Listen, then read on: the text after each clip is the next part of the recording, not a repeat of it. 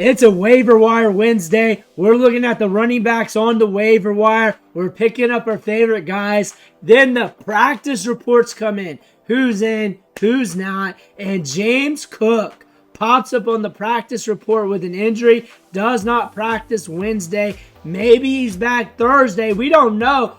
But a lot of people are looking at Ray Davis. A lot of people are looking at Ty Johnson. They're wondering what to do. They're wondering what to do with these running backs. They're wondering what's up with James Cook. This came out of left field, and we're getting news out of left field on these players a lot today. There's a lot of players popping up with injuries here today, and it's making things very interesting for fantasy football. But today, we're going to deep dive these running backs. We're going to go over the advanced analytics. We're going to go over the situation. We're going to give you the information you need so you can make your decision for your fantasy team. But before we dig in, you need to click that subscribe button right now. We're doing as many deep dives as possible every single day on these players for you so you can make those sound decisions. Click that subscribe button. Stop missing out. Ric Flair's watching you. Don't disappoint him. But James Cook is out of Wednesday's practice, dealing with a foot-toe injury, and that could be a big thing. That could be a minor thing.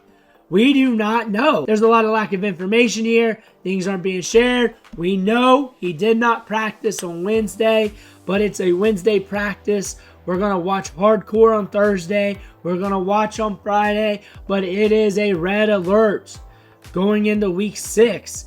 And it's making you think about the Bills' backfield going forward and what they have behind James Cook here. And the man Ray Davis, the rookie running back, has some upside. We've been talking about him as a stash for months. 4 months as a stash behind James Cook. If the injury does happen, like it does to a lot of running backs, as a guy that could get some workload. He could also earn more of a role as a 1B back if that were to happen. But Ty Johnson enters the chat. We're going to talk about more on him later because he's an interesting piece in this offense, especially if James Cook is out and how we can theorize around him. But we got to deep dive Ray Davis because coming out of high school was not a big time recruit, but we got the job done at Temple. Then we got to Vandy, we get the job done again. And then we go to Kentucky and we get the job done again. That being said, this is a running back that can go to a new situation and develop rapidly and become productive. Every place he's been at, he averaged over 3 yards after contact per attempt. Last year was 3.81, 51 missed tackles forced, 55 the year prior. This guy's a force in the open field. He's got good vision. He's got a good approach to the line of scrimmage. He's a very dependable runner. He's very dependable in pass protection. We got clips on Twitter of him blowing dudes up in preseason and pass pro. However, we did have some fumbleitis in training camp, but that was in practice. But between the tackles, pass protection, that is going to allow him to get some opportunities because that's looking good. And when we come out for the NFL draft, we get selected in the 4th round to the Buffalo Bills. Our athletic metrics from the combine is good. Not great, but good. More than enough to compete at the NFL level.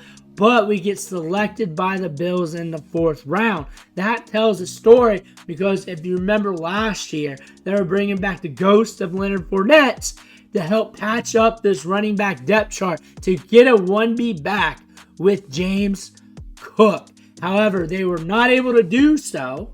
We get into training camp here, and we're looking at Ray Davis every day. Any clip we could find, we are looking at Ray Davis here on the channel. If you made it this far, this is when you need to hit that subscribe button because in August, May, we're looking at these clips in OTAs, minicamp, and training camp of these rookies and what they're doing behind the scenes in practice.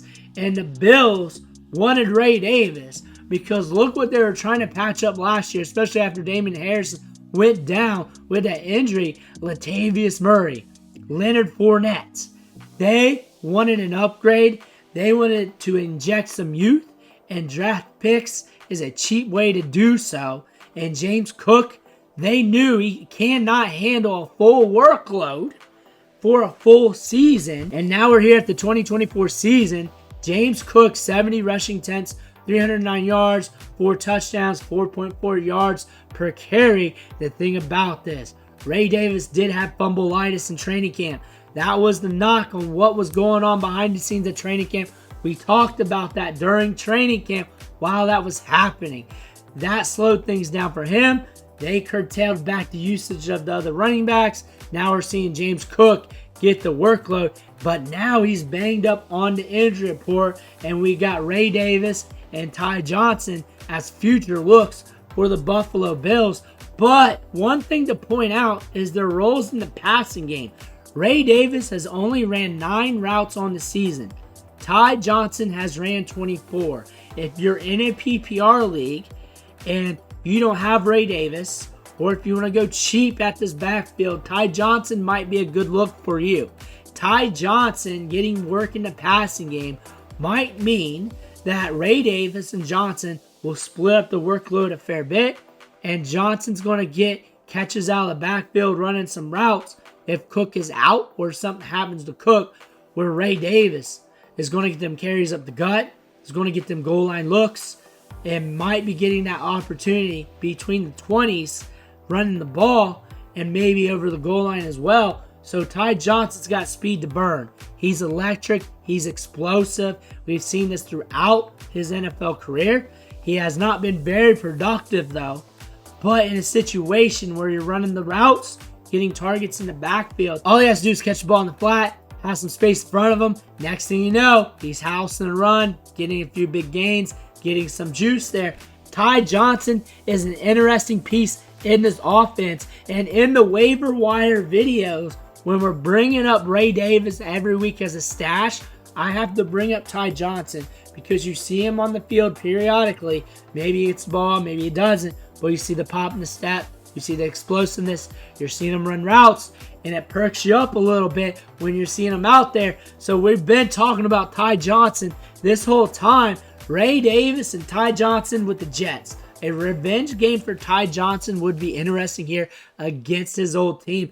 However, James Cook could be back, and the Jets are not an advantageous situation here for any running back.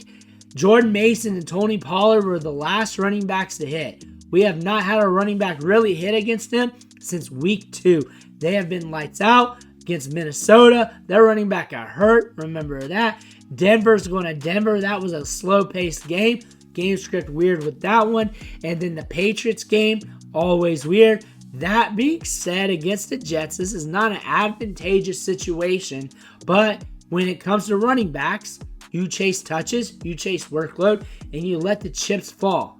If Cook is out, expect Ray Davis to get touches up the gut. Expect him to get a fair amount of carries. Expect Ty Johnson to get some carries and also some targets. Expect the workload to be split. Maybe the carries would be like 70-30, 60-40 in favor of Ray Davis, but you're going to see Ty Johnson get a decent snap share because he's running routes, getting the ball out in the flat in the passing game. You could see something like that. You don't need him because you're stashed out. You're good. You got other stashed running backs. You like Cook, you're going to watch him. It's too early in the week. Maybe he's back. You're not going to jump into this head first. You need him because you suck at running back. You're hurting at running back, and you're looking to stash at running back. You're trying to stash for the future. You realize Ray Davis is a guy to pick up because I want a piece of this Bills offense. I want a guy behind James Cook just in case he goes down. Players are getting hurt left and right. Bruce likes him as a stash. I like him as a stash. I'm not talking in the third person. I was kind of like talking as if you were talking, but I like him as a stash because if James Cook does go down, he's good between the tackles. He's reliable. He's good in pass protection. He'll be out on the field. Ty Johnson perks me up. I've been talking about him all season. Not many people have been talking about Ty Johnson all season. He perks me up because I like his role in the passing game. I like how explosive he is. Ray Davis is my target. I'm not sleeping on Ty Johnson in this offense at all if Cook goes down. I'm just not, because he's explosive He's good in the passing game, catch the ball in the backfield. If he pops on a run or two, he could just take over this backfield. That's the thing about this. The hot hand usually wins out when it comes to these coaches, but Ray Davis did have fumbleitis in training camp. He did. That hurt him. That hurt his stock. That hurt his reliability. But his pass blocking, his tremendous vision between the tackles, working through trash, his approach to the line of scrimmage, will allow him to be on the field as long as he's playing to his upside. Let me know what you think in the comments below. Make sure you hit that subscribe button on the way out. Thank you for watching. Catch you on the next video.